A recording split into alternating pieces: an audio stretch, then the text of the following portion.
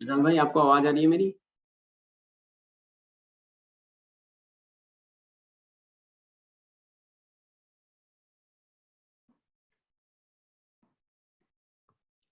आपकी आवाज नहीं आ पा रही है मुझे।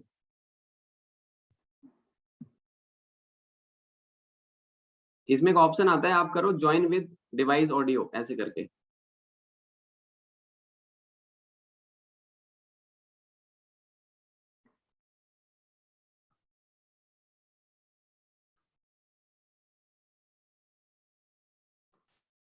एक सेकंड दीजिए बस।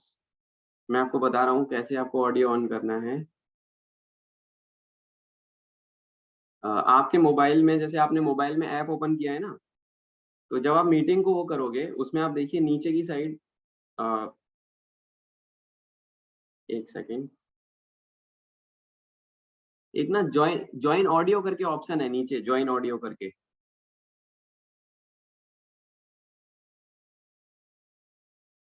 उस पे आप टच करिए, उसमें आ रहा। हाँ, उसमें आ रहा होगा।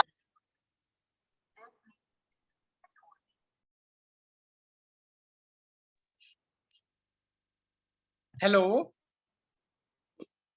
हाँ विशाल भाई, अभी आपकी हेलो। आवाज आ रही है। अभी आपकी आवाज आ रही है। आवाज आ रही है मेरी शिवम भाई आपको? बिल्कुल आपकी आवाज आ रही है, लाउड एंड क्लियर एकदम। अच्छा। जी। जी। तो बहुत बहुत स्वागत है आपका। धन्यवाद धन्यवाद भाई। तो बेसिकली क्या हुआ था, जब रिजल्ट अनाउंस हुआ था तो एकदम झटके वाली बात हो गई थी। यार ये खाली कर दिया। और बहुत खुशी हुई भाई। मैंने पोस्टर भी बना के डाला था। अच्छा।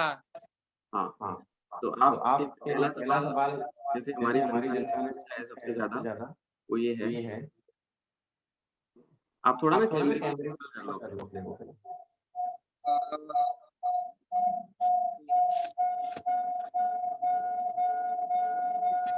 फोन काफी पुराना है शिवम भाई, तो इसकी वजह से थोड़ा मुझे लग रहा है प्रॉब्लम आ रही है। कोई दिक्कत नहीं है। मैं जो है एक सेकंड। जी। अभी आपको मेरी आवाज आ रही है? हाँ मुझे आवाज आ रही है शिवम भाई। जी। तो विशाल भाई, कैसा लग रहा है आपको रैंक 1 लाके? पहले तो आप मेरे को ये बताओ। देखो शिवम भाई, आपसे तो कुछ छुपा नहीं है मेरा। हम लोग साथ में ही थे इंटरव्यू देने के समय में भी। सीडीएस का इंटरव्यू आप ही के साथ दिया था मैंने। और हाँ उस बिल्कुल। टाइम पे शायद आपको याद था कि आपसे ही पूछा करता था, क्योंकि आपने पहले इंटरव्यू दे रखा था एसएसबी का। तो हर टास्क से पहले मैं पूछता था आपसे कि शिवम भाई अगले टास्क में क्या होगा, क्या करना होगा। तो इसी टाइम पे मैंने पिछली बार भी इंटरव्यू दिया था शिवम भाई, तब सिलेक्शन नहीं हुआ था मेरा 2018 वाले में। जी मेरे को पता है। तो इस बार यही लग रहा था कि कोई सी भी पोस्ट मिल जाए, नायब तहसीलदार की पोस्ट मिल जाए, कोई भी पोस्ट मिल जाए। रैंक 1 की तो बिल्कुल भी उम्मीद नहीं कर रहा था।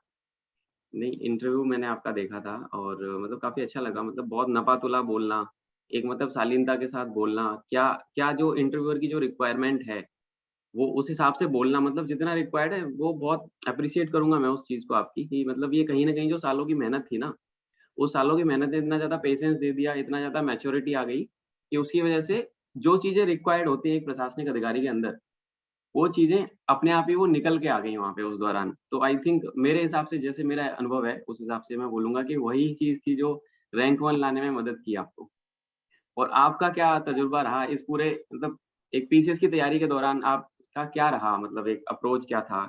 क्या क्या सोचा था कभी कि मतलब ऐसा भी कुछ हो जाएगा लाइफ में? शिवम भाई देखो, रैंक 1 की तो बिल्कुल भी उम्मीद नहीं की थी। बस ये उम्मीद कर रहे थे कि बस सिलेक्शन हो जाए। ये काफी लंबा समय हो गया था तैयारी करते हुए। जी। और मैंने लास्ट में आकर ये देखा कि कम किताबें पढ़ी जाएँ, क्योंकि जब मैं बहुत ज़्यादा किताबें पढ़ रहा था, हुँ, तो हुँ। बड़ा कन्फ्यूज़न की स्थिति में था। तो लास्ट ईयर मेरे रूममेट का सिलेक्शन हुआ, फिरोज आलम, 645 रैंक। वो रूममेट थे मेरे दिल्ली में। तो उनसे भी सलाह ली, तो उन सब लोगों ने एक ही बात कही थी कि विशाल कम किताबें पढ़ो, रिवीजन ज़्यादा करो। जी। तो बस उसी चीज़ पर फ़ोकस किया शिवम भाई, और रिवीजन पे ज़्यादा ध्यान दिया। बिल्कुल, बिल्कुल। तो कहीं न कहीं रिवीज़न का एक मतलब एक अहम रोल होता है। आप किसी भी एग्ज़ाम की तैयारी करें, पर्टिकुलरली हम ये जो यूपी पीसीएस हो गया, यूपीएससी सिविल सर्विसेज़ हो गया, यहाँ पे जैसे आपने अभी एक बहुत अच्छी पॉइंट बोला कि ये नहीं है कि हमें किताबें ज़्यादा पढ़नी है कि हमें पॉइंट टू पॉइंट पढ़ना है, प्रिसाइज़ और एक प्रिसाइज़ मटेरियल के साथ पढ़ना है ना? यही आप कहना जी चाह रहे जी हैं बेसिकली। अच्छा जी विशाल जी भाई कुछ कुछ क्वेश्चन्स हैं, ज़्यादा समय नहीं लूँगा मैं आपका। कुछ क्वेश्चन्स मैंने तैयार किए थे जैसे इंटरव्यू से पहले। जैसे मैंने अपने दोस्तों से इनपुट्स लिए और फिर मैंने देखा कि यार विशाल इज़ आल्सो माय फ्रेंड, तो ये तो एक फॉर्मल कन्वर्सेशन है बेसिकली, है ना? इतना कोई I am not a sir भाई, इंटरव्यूअर। आप बड़े भाई, आप भाई हो मेरे। ठीक है। और सही बता रहा हूँ, आज इतने फॉर्मल तरीके से जब आपसे बात कर रहा हूँ तो बड़ा एकदम अलग सा लग रहा है मुझे। अच्छा, ये एक जो क्वेश्चन मैंने जो तैयार किया था, वो तो जहाँ तक है आपने आंसर कर ही दिया कि जो पहली रैंक का जो था कि क्या पहली रैंक आप हासिल करेंगे? ये बहुत बच्चों ने पूछा था कि सर आप ये क्वेश्चन करना भैया से, ये वाला क्वेश्चन पुट अप करना। तो आई थिंक वो कहीं न कहीं जो रैंक एक पहली रैंक आई है, वो भाई सालों की मेहनत थी उसके पीछे। ऐसा नहीं था कि कोई तुक्का लग गया किसी का। वो कहीं न कहीं विशाल की तैयारी मैंने भी देखी है। विशाल सीटीएस की तैयारी जब करता था, तो हम लोग साथ में ही एसएसबी थे, इलाहाबाद में थे हम लोग साथ और बोर्ड था हमारा 19 एसएसबी। ठीक है ना? तो वो आता था जब हर टास्क के पहले, अरे यार डर लग रहा है, अब इसमें क्या करें, इसमें क्या करें? तो हम लोग आपस में एक-दूसरे की मदद किया करते थे उस दौरान भी। तो वो कहीं न कहीं वो चीज़ भी झलकी होगी उस इंटरव्यू के दौरान। और वो कहीं न कहीं वो रैंक 1 लाने में उसने आपकी मदद की। अच्छा, अगला सवाल जो विशाल भाई मेरा आपके सामने है, मैं कम बोलूँगा, आपको ज़्यादा बोलने का मौका दिया जाएगा, क्योंकि आपके पास बताने के लिए इतना कुछ है। तो ये जो आपका सफ़र रहा बेसिकली मैं पार्टिकुलरली आपसे पूछना चाहूँगा, जैसे यूपीपीसीएस की तैयारी हम करते हैं, तो यूपीपीसीएस का जो ऐसा है हमारा सबका मानना कि यूपीएससी के बाद यूपीपीसीएस जो है वो नंबर 2 पे आता है। In terms of difficulty, in terms of selection criteria, in terms of आपका जो भी मतलब जितनी सीटें हैं उस हिसाब से। तो इस तैयारी के दौरान मतलब इस सफ़र में आपने किन-किन मतलब कठिनाइयों का सामना किया बेसिकली? वो मैं थोड़ा-सा उस जर्नी के बारे में मैं जानना चाहूँगा आपसे विशाल भाई। क्या चैलेंजेज़ रहे? कठिनाई चैलेंजेस की बात करें अगर शिवम भाई, तो देखो, जब आदमी को काफ़ी समय हो जाता है तैयारी करते-करते जी, और जॉब नहीं लगती है, तो थोड़ा-सा सोसाइटी की ओर से थोड़ा-सा प्रेशर रहता है। हालाँकि माँ-बाप आपका सहयोग करते हैं, आपका सिलेक्शन हो या ना हो, वही एक ऐसे व्यक्ति हैं, माँ-बाप और मित्र आपके, वो आपके साथ हमेशा खड़े हैं, आप चाहे सिलेक्शन हो या ना हो, वही 2 व्यक्ति आपके साथ खड़े रहते हैं। खासकर जो मित्र थे, जब मैं डिमोरलाइज़ हो गया, 2018 का मेरा फाइनल सिलेक्शन नहीं हुआ, तो जी। मैं 2 क्षण के लिए विचार आया कि शायद तैयारी छोड़ दूँ मैं। पर मित्र थे तो उन्होंने कहा नहीं विशाल, आगे कोशिश करते रहो। फिर 2019 का प्रयास दिया और मैं आपको सही बताऊँ, 2018 और 2019 की तैयारी में विशेष अंतर नहीं था। पर सब लोगों का सहयोग रहा, मित्र और परिवार का, तो उसकी वजह से धक्का लग गया और काम हो गया शिवम भाई। अच्छा, मतलब कहीं न कहीं आपने बोला कि पेरेंट्स का रोल काफ़ी अहम होता है, दोस्तों का काफ़ी अहम रोल होता है। देखो एक ये बात से मैं भी एग्री करूँगा कि अगर आप डिमोटिवेटेड हो रहे हो, सोसाइटल प्रेशर एक बहुत बड़ी चीज़ होती है कि जब आप पर्टिकुलरली अगर हम जनरली एक बात करते हैं कि हम सरकारी नौकरी की तैयारी कर रहे हैं। ये अल्टीमेटली आप यूपीएससी में जाओ या यूपीपीसीएस में जाओ या आप गवर्नमेंट टीचर ही बन जाओ, है तो सब सरकारी नौकरी, ठीक है ना? इट्स अ हाँ, गवर्नमेंट जॉब। एक हमारा प्राइमरी हाँ, एक टॉप ऑफ द माइंडसेट रहता है कि यार एक सरकारी नौकरी है, स्टेबिलिटी है वहाँ पे। सम्मान तो है, सम्मान तो तो प्रायोरिटी सम्मान तो सबसे टॉप पे है ही, पर एक सरकारी नौकरी का है हिसाब-किताब उसमें। पर ये है कि सोसाइटल प्रेशर जो होता है वो बहुत होता है, तो आपने मतलब उसको कैसे कोप अप किया? मतलब आप काफ़ी वर्ष से तैयारी कर रहे हो, काफ़ी सालों से तैयारी कर रहे हो, प्रयास करने के बाद भी सफलता नहीं मिल रही है। एक हर बच्चे के साथ है, ये मेरे साथ भी था, आपके साथ भी है, ये सबके साथ है। तो मतलब एक कुछ ऐसा मतलब टिप बताओ, पेरेंट्स का सहयोग तो रहता ही है, मित्र भी आपके सपोर्ट में खड़े रहते हैं क्योंकि वो जानते हैं कि आपने मेहनत कर रहे हो और आप लगे हुए हो। पर जो सोसाइटी होती है ना, जब तक कि रिजल्ट नहीं आएगा ना, जब तक आउटपुट नहीं आएगा, कोई आपको कुछ नहीं पूछने वाला। उसको कैसे हैंडल किया आपने? एक वो चीज़ मैं आपसे जानना चाहूँगा बेसिकली। शिवम भाई, उसका एक ही तरीका है कि लोगों के नज़रों से दूर रहो। मतलब उनके टच में मत आओ, मतलब ज़्यादा बाहर घूमो ही मत। अगर वो बाहर बस प्रॉब्लम क्या है, वो आपके बारे में कभी नहीं सोचते।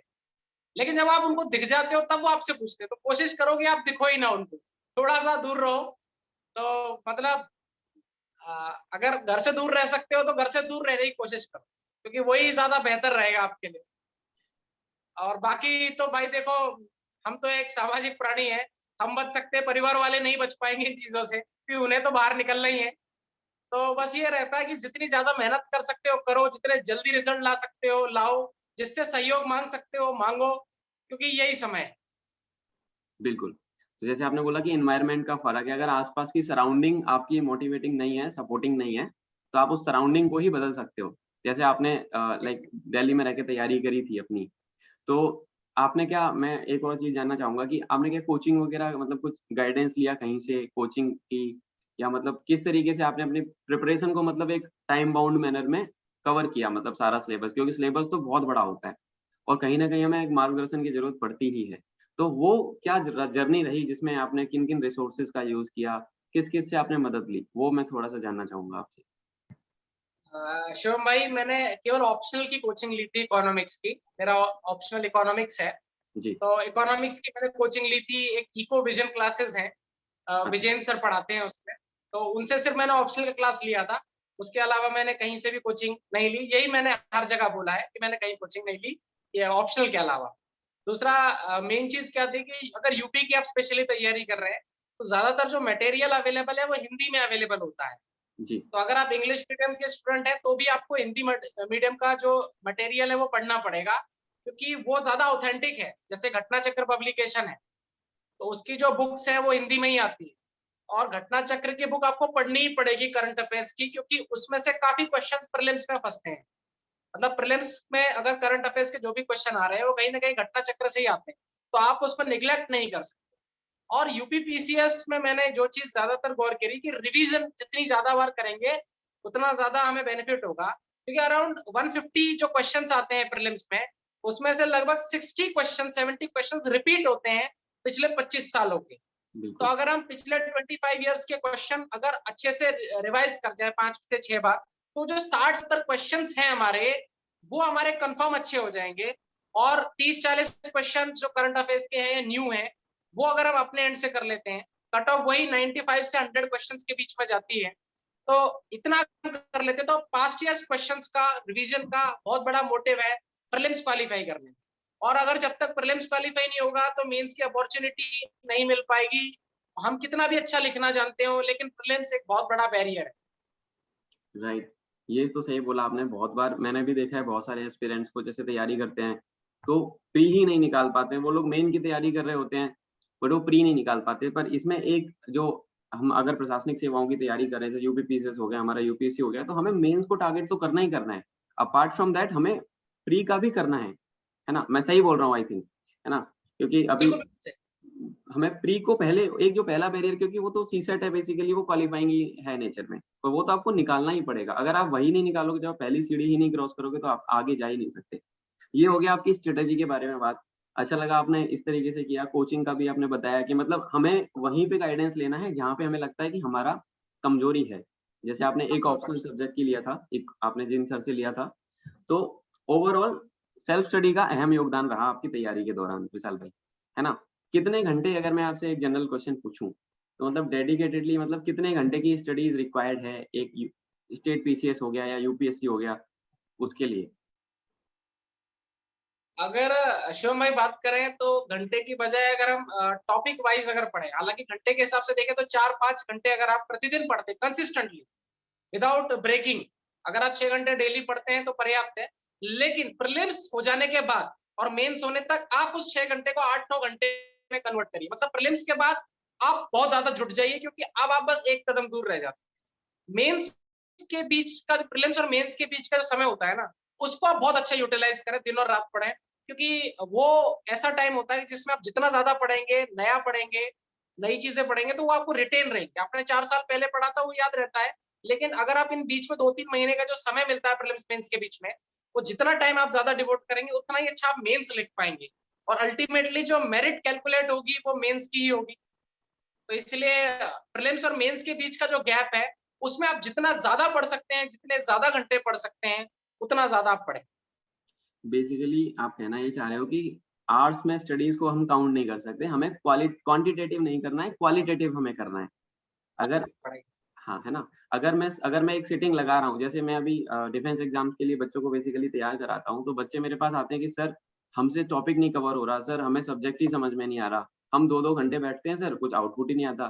तो मैं उनको यही बोलता हूँ बेसिकली कि घंटों में स्टडीज़ को आप मत काउंट करो। आप टॉपिक पकड़ो, उसको याद करो, फिर आप ब्रेक लो 2 घंटे का, फिर आप टॉपिक पकड़ो, उसको याद करो। हमें क्वांटिटी मैटर नहीं करेगी, आपकी क्वालिटी जो है एग्ज़ाम में मैटर करेगी। और जैसे कि हम सब जानते हैं कि आप, जैसे आपने बोला कि प्री और मेंस के बीच का जो समय है उसे बेटर यूटिलाइज़ आप करना है आपको, मतलब उस दौरान अपना आउटपुट हमें बढ़ा देना है। तो कहीं न कहीं उससे आपको मदद भी मिली होगी, जैसे आपने रिटेन, उसमें तो रिटेन होता है। है ना? मेंस में तो हमें लिखने जी, वाले पेपर हैं, तो लिखने में भी आपको जी, डेटा चाहिए, you need fact and figures, है ना? जी, फैक्ट एंड फिगर्स आपको जी। चाहिए। तो फैक्ट एंड फिगर्स को करने के लिए लाइक जैसे हम बोलते हैं कि अपना जो एक ओवरऑल जनरल अवेयरनेस पे भी बेस्ड होता है पेपर हमारा, जो हमारी राइटिंग स्किल्स होती हैं। तो उसके लिए आपने क्या किया विशाल भाई? मतलब पेपर जो मेंस के बाद जो रिटन था उसका?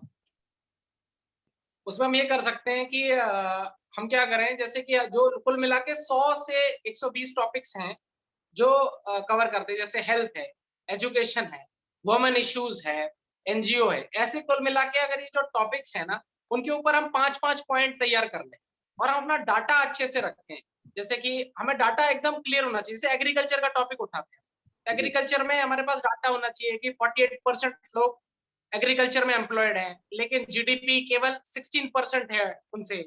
Every day 2500 people are leaving agriculture. तो अगर ऐसे 4-6 पॉइंट अगर अपने पास रखेंगे और उससे हम एग्जाम में लिख पाएंगे, तो हमारे पास डाटा होना चाहिए। क्योंकि जब किसी टीचर के सामने डाटा जाता है, तो उसको लगता है कि कुछ हाँ स्ट्रांग होल्ड है।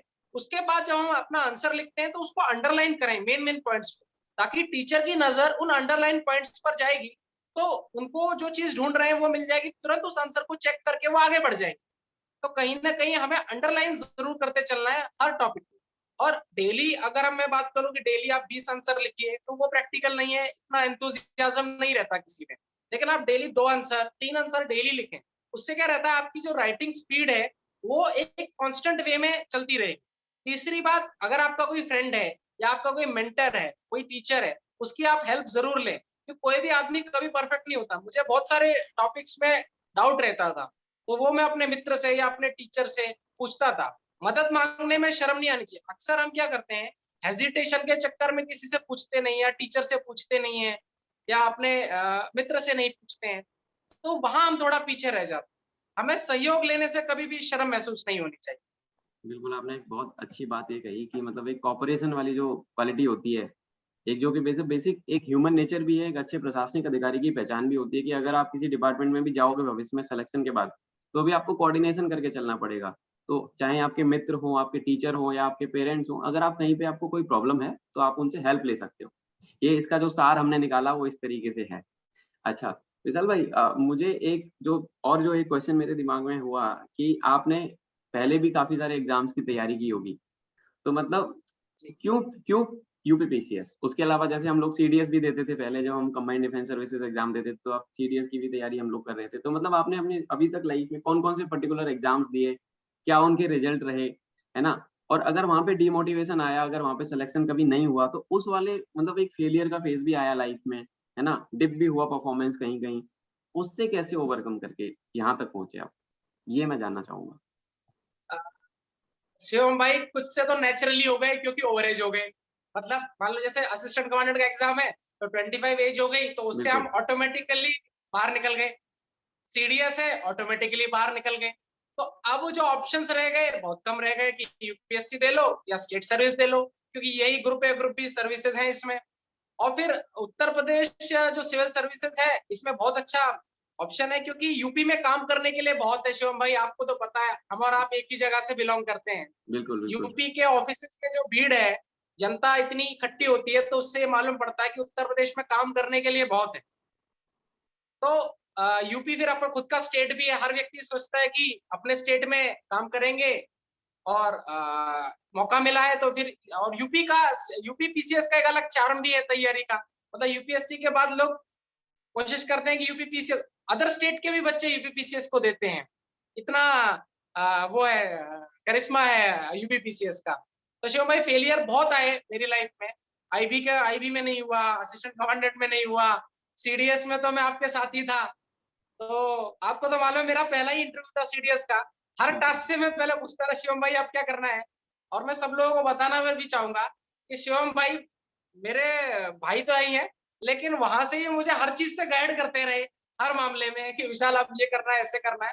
और ये सिर्फ मुझे ही नहीं, जो हमारा ग्रुप था एसएसबी का, वो हर व्यक्ति को ये जबकि हम इनके कॉम्पिटिटर थे, लेकिन फिर भी ये हमें सही बात बताते थे। ये इनकी खास बात है शिवम भाई। नहीं विशाल भाई, वो तो देखिए ये तो सब ये आप लोगों के सहयोग से ये सारी चीज़ें हो पा रही हैं। अब मैं तो पूरी तरीके से टीचिंग में आ चुका हूँ, बिकम अ टीचर। बच्चों को गाइड कर रहा हूँ, वो कहीं न कहीं वो सारे जो एक्सपीरियंसेस जो हम लोगों ने आपस में एक-दूसरे के साथ वक़्त बिताया, उसकी वजह से जो हैं आज हम लोग बन पाए। और बहुत अच्छा लगता है कि जब कोई अपना साथी अपने मतलब अपने ग्रुप का कोई मतलब दोस्त इतना मतलब मुकाम हासिल करता है, तो बहुत दिल से खुशी होती है उस चीज़ को लेके। अच्छा, पर्टिकुलरली इसमें एक चीज़ हमसे मिस आउट हुई, जैसे आपने बोला कि काफ़ी सारे एग्ज़ाम से मतलब आखिरी मौका हो गया, मतलब फाइनल सिलेक्शन नहीं हुआ हमारा, तो वहाँ पे आपने मोटिवेशन अपना बना के रखा। अब एक जो चीज़ आती है कि निराशा का जो दौर आता है, एक मतलब एक ओवरेज हम अब देखो, एक मैं जनरल एक एस्पिरेंट की बात करता हूँ। 12वीं पास बच्चे हुए, वो एसएससी, सीएचएसएल देना चालू करते हैं। ग्रेजुएशन में आ गए, तो वो बैंक पीओ, बैंक क्लर्क देते हैं, या फिर सीजीएल की तरफ मुड़ जाते हैं, या फिर आपका यूपीएससी डिफेंस का कोई बच्चा है तो एफकेट देगा, सीडीएस देगा, असिस्टेंट यूपीएससी, सीएपीएफ देगा, या नेवी का आईनेट देगा। तो मतलब अब मौके बहुत हैं, पर बच्चों का क्या होता है, कुछ बच्चे ऐसे होते हैं जिनका सिलेक्शन हो जाता है, कुछ का नहीं होता, तो वो क्या कहते हैं, डिमोटिवेशन के ज़ोन में चले जाते हैं। तो उन बच्चों को आपको मतलब अगर एक प्रेरणा की तरह बोलना हो, कि उनको मोटिवेशन देना हो कि कैसे लाइफ में फेलियर से हार ना मानते हुए, जैसे मेरा भी जो मंत्रा रहता है कि हम भी हार नहीं मानते थे, हम भी लगे रहते थे, हमारा सीडीएस में नहीं हो रहा, हम एक बार फेल हुए, दोबारा जाते थे, तिबारा जाते थे।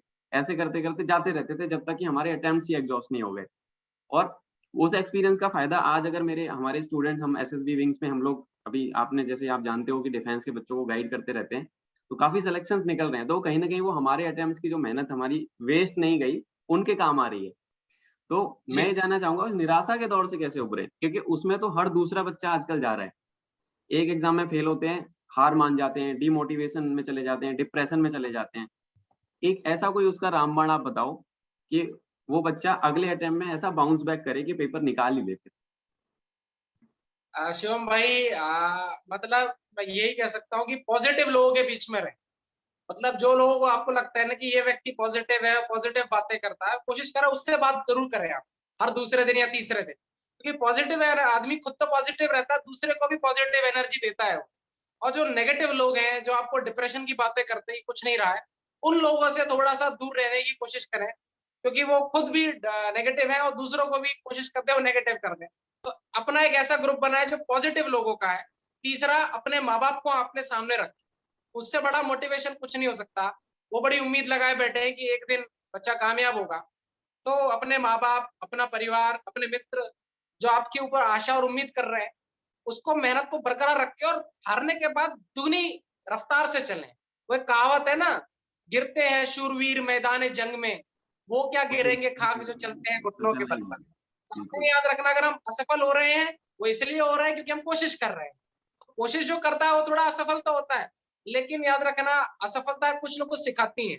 अब जैसे मैं आपको बताऊँ, अगर मुझे इतनी असफलताएँ नहीं मिली होती, तो शायद मैं, जो व्यक्ति असफल हो रहे हैं उनका शायद दर्द नहीं समझ पाता। आज मैं जानता हूँ कि जब मेरे कुछ मित्रों का सिलेक्शन नहीं हुआ 19 वाले में, तो मैं जानता हूँ क्योंकि 2018 वाले में मैंने ये खुद महसूस किया था। तो आदमी को उम्मीद लगाए रखनी चाहिए, मेहनत करते रहना चाहिए।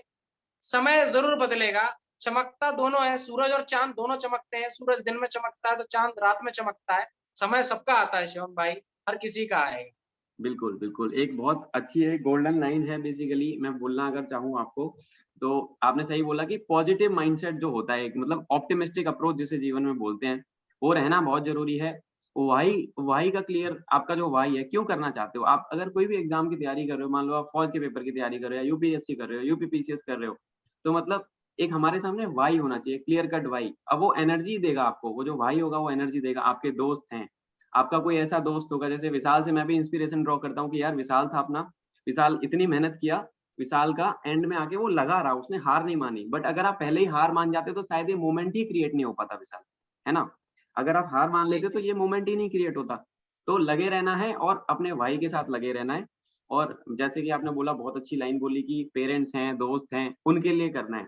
तो वो तो सबसे बड़ी बात है कि हर किसी को अपने दोस्तों को, पेरेंट्स को, स्कूल को, कॉलेज को, they are looking up to you, है ना? वो आपकी तरफ देख रहे हैं उम्मीद भरी नज़रों से, तो उस उम्मीद को डाउन नहीं करना है, कुछ जीवन में ऐसा कुछ करना है कि they can be proud of you, ठीक है? तो जी। विशाल भाई, एक आखिरी सवाल मैं पूछना चाहूँगा, उसके बाद हम इंटरव्यू को वाइंड अप करेंगे कि मतलब नहीं यूपीपी शिवम भाई, आपके लिए कोई समय की सीमा नहीं है, आप भाई हैं मेरे, कोई समय सीमा नहीं है आपके बिल्कुल। लिए, बोलिए। तो मैं एक फाइनल सवाल ये पूछना चाहूँगा कि एक जैसे अभी आपने इतने सारे एग्ज़ाम दिए, आपको इतना सारा एक्सपीरियंस है, तो मुझे आप ये बताइए कि मतलब जो जो पर्टिकुलरली अभी जैसे मैं अभी अपने चैनल पे मैं लेके आ रहा हूँ, आप ही इंट्रोडक्शन इसको करने वाले हो। कि मैं करंट अफेयर्स के से रिलेटेड एक सीरीज में से मेरे बहुत सारे बच्चे बोलते हैं कि सर करंट अफेयर्स हैं, जो जनरल अवेयरनेस का जो पूरा एक सेक्शन है, बहुत बड़ा मेजर चंक होता है, आपको पता है। किसी भी एग्ज़ाम में कोई भी एग्ज़ाम ऐसा नहीं है हमारे कंट्री के अंदर जिसमें नहीं पूछा जाता। तो उसको कैसे करें? पर्टिकुलरली यूपीपीसीएस के बारे में बात करें या किसी और एग्ज़ाम के बारे में बात करें, उसको कहाँ-कहाँ से किस-किस जेन्युइन सोर्स से करें, ताकि एग्ज़ाम में उस पर्टिकुलर सेक्शन में अच्छा स्कोर हम कर पाएँ और ओवरऑल स्कोर, ओवरऑल रैंकिंग और अपना सिलेक्शन हम इंश्योर करें। उस पे मैं थोड़ा-सा आपसे जानना चाहूँगा। देखो करंट अफेयर्स अगर हम प्रिपरेशन कर रहे हैं तो सबसे पहले हमें देखना है कि हम कोर्स किस एग्जाम के लिए कर रहे हैं। जैसे यूपीपीसीएस के लिए कर रहे हैं स्पेशली, तो घटना चक्र पब्लिकेशन के हर मंथ की मैगजीन हम अच्छे से तैयार करें और न्यूज़पेपर को हम डेली पढ़ें। ये मैं नहीं कह रहा कि आप द हिंदू पढ़ें, इंडियन एक्सप्रेस पढ़ें या दैनिक जागरण पढ़ें। आप कोई भी पढ़ें पर उसे कंसिस्टेंटली पढ़ें और नेशनल और इंटरनेशनल जो न्यूज़ है उसको अच्छे से कवर करें। मतलब इंटरनेशनल इश्यू जैसे इज़राइल और पैलेस्टीन का इश्यू चल रहा है, जी, तो उससे देखें उससे उसकी ऐतिहासिक पृष्ठभूमि क्या रही? अगर उससे कोई क्वेश्चन आता है तो। या फिर मान लो कोविड है, कोविड के ऊपर का पूरा उसका बैक यानी कोई भी करंट अफेयर का इश्यू आ रहा है, याद रखिए आज जो करंट अफेयर्स है, कल वो हिस्ट्री होगा। आज जो एग्ज़ैक्टली। करंट अफेयर्स है, कल वो हिस्ट्री होगा। तो कोशिश करें मतलब एक तो होती है इन्फॉर्मेशन, एक होती है इश्यूज़। जो जो खबर न्यूज़ में है लगातार 2-3 दिन, तो समझ जाइए कि उससे क्वेश्चन बन सकता है। जो केवल आज आई और आज ही खत्म हो गई खबर, उससे कभी कमीशन क्वेश्चन नहीं पूछेगा। अब जो कोई न्यूज़ आई और वो लगातार 2-3, 4 दिन, 5 दिन न्यूज़ में बनी रही, उसके ऊपर एडिटोरियल्स आ रहे हैं, उसके ऊपर मीडिया भी कवर कर रहा है, कहीं न कहीं वो क्वेश्चन ज़रूर आएगा एग्ज़ाम में, क्योंकि वो बन जाता है इश्यू। तो इश्यूज़ के ऊपर क्वेश्चन ज़रूर पूछेगा, कोई भी एग्ज़ामिनेशन हो। तो हमें क्या करना है कि अखबार में से ये छाँटना है, ये कौन-सी चीज़ें इम्पोर्टेंट है, बस उसी को कवर करना है। तो न्यूज़पेपर को हमें अच्छे से कवर करना पड़ेगा। तो न्यूज़पेपर से बड़ा ऑथेंटिक सोर्स कोई भी नहीं। जी, तो विशाल भाई मैं ये जानना चाहूँगा कौन-कौन से न्यूज़पेपर्स ऐसे रहे या कौन-कौन सी जैसे आपने घटना चक्र के बारे में बताया, घटना चक्र बहुत अच्छी मैगज़ीन है, मैं भी उसको रेफ़र करता हूँ। मैं भी वहीं से करंट अफ़ेयर्स की तैयारी वग़ैरह बच्चों को कराता हूँ। तो घटना चक्र हो गया, न्यूज़पेपर आप पर्टिकुलरली कौन-सा पढ़ते थे? अगर आप कोई यूट्यूब चैनल है, यूट्यूब चैनल आप कोई देखते थे या कोई ऐसा पर्टिकुलर कोई टीचर को फ़ॉलो करते थे? हाँ, यूट्यूब चैनल एक ओनली आईएएस नाम का यूट्यूब चैनल था। उसमें सुमित रेवरी सर हैं और वो काफ़ी ज़्यादा मतलब बहुत अच्छा पढ़ाते हैं वो भी। तो उन्होंने वो क्या करते हैं डिस्कस करते थे थोड़ा एडिटोरियल्स को और उसके अलावा इंडियन एक्सप्रेस में न्यूज़पेपर फ़ॉलो करता था। जी, जी। तो मैं भी बेसिकली अभी लाने वाला हूँ बच्चों की डिमांड पे ये करंट अफेयर्स की एक सीरीज़ मैं सोच रहा हूँ शॉर्ट वीडियो कंटेंट में हम लोग लॉन्च करेंगे, बच्चों के लिए ताकि क्या है ना आपको पता है आज का जो टाइम है मोबाइल फ्रेंडली टाइम हो चुका है बच्चों का, अटेंशन स्पैन बिल्कुल खत्म हो रखा है। कोई भी बच्चा न्यूज़ नहीं पढ़ना चाहता, करंट अफेयर्स पढ़ना ही नहीं चाहता, आप भी जानते हैं ये बात।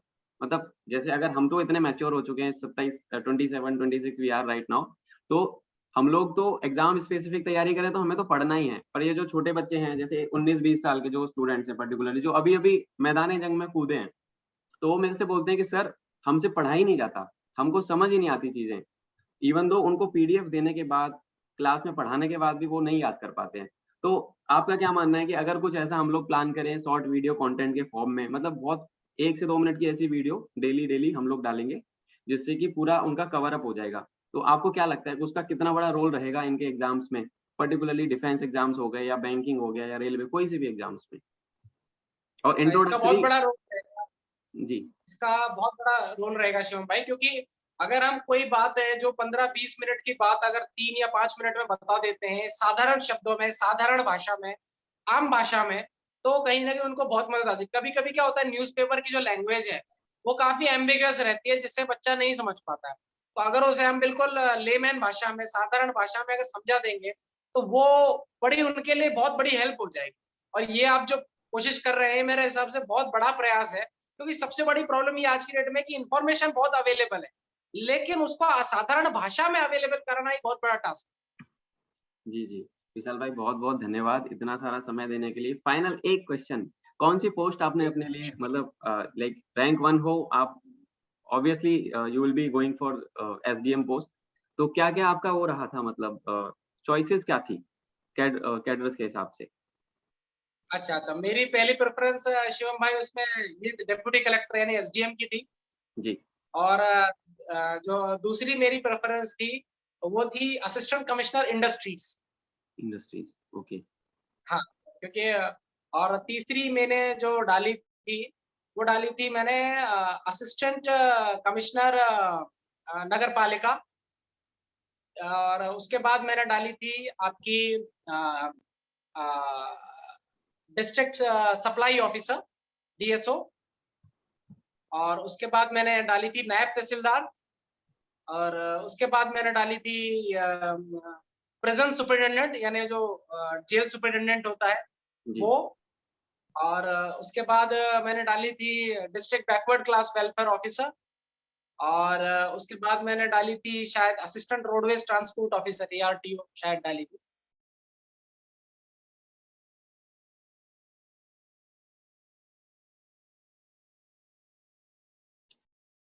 जी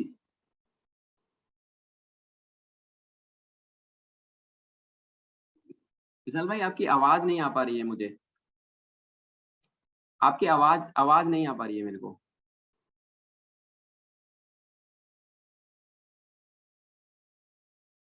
आवाज नहीं आ पा रही है आपकी मेरे को। हाँ, अभी ठीक है।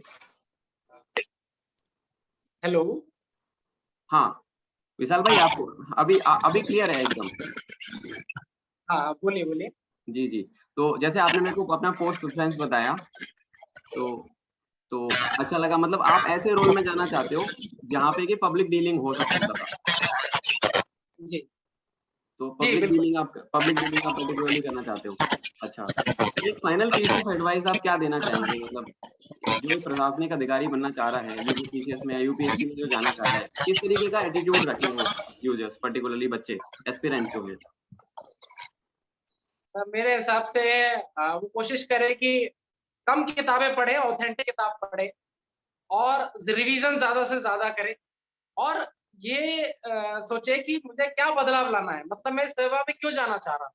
कि कहीं ना कहीं जो व्यक्ति हैं, आज भी हमारे देश में इतनी समस्या है, कोशिश करके उसको पर्सनल लेवल में महसूस करे, और केवल केवल सर्विस में जाने तक आपका काम खत्म नहीं होता है, वहां से आपका काम शुरू होता है।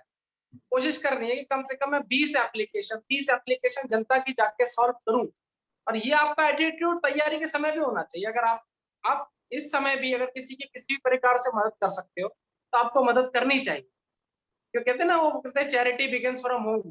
कोई भी अच्छे काम की शुरुआत आपके घर से शुरुआत हुई, तो कोशिश करें कि अपने आप से शुरुआत करें।